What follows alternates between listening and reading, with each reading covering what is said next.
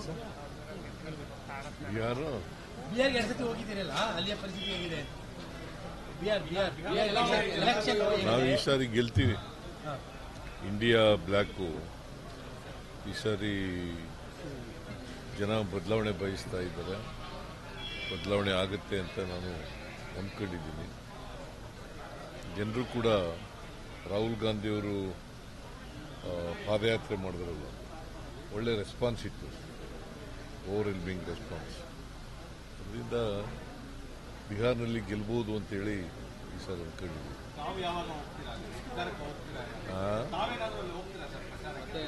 ಕರೆದರೆ ಹೋಗ್ತೀನಿ ಅಗತ್ಯ ಇದ್ರೆ.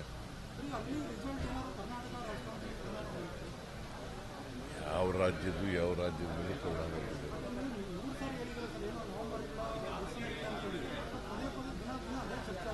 ಏನು ಅದೇ ನವೆಂಬರ್ ಕ್ರಾಂತಿ ಬಗ್ಗೆ ಪದೇ ಪದೇ ಚರ್ಚೆ ಆಗ್ತಾ ಇದೆ. ಎಲ್ಲಿ ಕ್ರಾಂತಿ ಇಲ್ರಿ? ಕ್ರಾಂತಿ ಅಂದ್ರೆ ಏನು? What do you mean by kranti? ಅವರ ಪ್ರಕಾರವಾಗಿ ರೆವಲ್ಯೂಷನ್ ಅಲ್ವಾ? ರೆವಲ್ಯೂಷನ್ ಆಗತ್ತಾ? ಕ್ರಾಂತಿ ಅಂದ್ರೆ ಏನಪ್ಪ? ಬದಲಾವಣೆ ಕ್ರಾಂತಿ ಅಲ್ಲ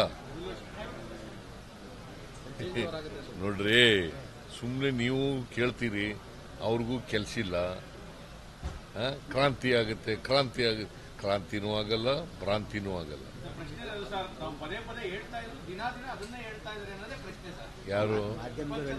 ನೀವು ನೆಗ್ಲೆಕ್ಟ್ ಮಾಡಬೇಕು ಅದನ್ನ. ನೀವು ಅವ್ರು ಯಾರು ಹೇಳಿದ್ರು ಕೂಡ ನೆಗ್ಲೆಕ್ಟ್ ಮಾಡಬೇಕು.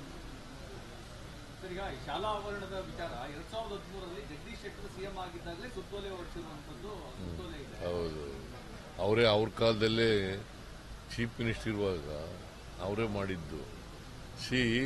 ಸಾರ್ವಜನಿಕ ಬರೀ RSS ಅಂತ ಅಲ್ಲ, ಎನಿ ಆರ್ಗನೈಸೇಷನ್ ಎಲ್ರಿಗೂ ಅಪ್ಲೈ ಆಗುತ್ತೆ. ಎನಿ ಆರ್ಗನೈಸೇಷನ್ ಸರ್ಕಾರಿ ಶಾಲೆಗಳಲ್ಲಿ,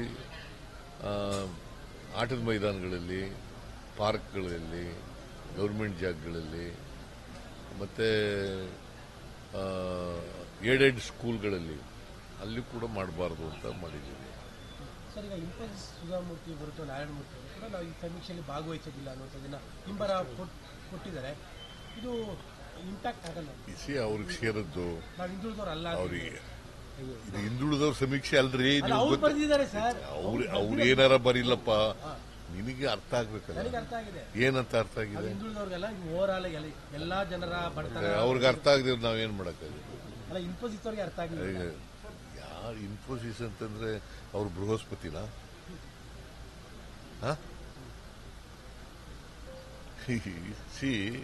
ನಾವು 20 ಸಾರಿ ಹೇಳಿದೀವಿ, ಇದು ಹಿಂದುಳಿದವರ ಸಮೀಕ್ಷೆ ಅಲ್ಲ. ಗೊತ್ತಾಯ್ತಾ? ಇದು ಇಡೀ ಪಾಪ್ಯುಲೇಷನ್ ಸಮೀಕ್ಷೆ. ಹಾಗಾದ್ರೆ ನಾವು ಶಕ್ತಿ ಯೋಜನೆ ಮಾಡಿದ್ದೀವಿ. ಮೇಲ್ಜಾತಿಯವರು ಹೋಗಲು, ಬಡವರು ಹೋಗಲ್ವಾ?